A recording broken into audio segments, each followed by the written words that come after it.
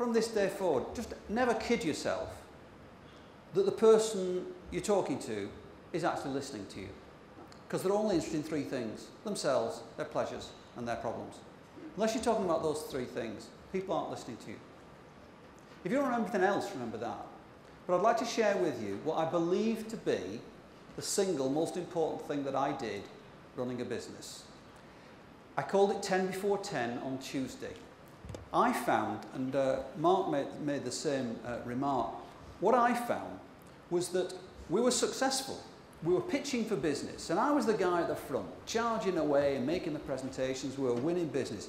But then the clients were bleeding away. Nobody was phoning, just like a restaurant, nobody was phoning me up saying, I'm furious about your service, and slamming the phone down. I didn't find out. What they were doing is, they weren't as quite as happy as they might have been with our service, and then finding too late, they'd gone somewhere else. This happened to you? So I thought, I need to phone the clients with nothing to sell. Looking back, running a business, I think this is the single most valuable thing that I did. I allocated Tuesday mornings, and I used to call it 10 before 10 on Tuesday. I will phone 10 clients before 10 o'clock every Tuesday. No phone calls in, no mobiles, no emails, no coffee, no nothing. My secretary, Sally, gave me the name of the client, the work we'd done for the client, anything I knew about the client, whether they played golf, whatever it is, and I'd phone the clients with nothing to sell. I started with the biggest, because I'm only so daft. This is almost always how the phone call went. Hi Graham, it's Phil Hesketh. Hello Phil, how are you? What does that mean? That means it's been too long, doesn't it? I saw this guy in our golf club car park recently. I don't know him terribly well. And he's getting his golf clubs out. He said, hi Phil. I said, hi mate, are you okay? He looked like he was going to fall over. He said, my wife's just left me.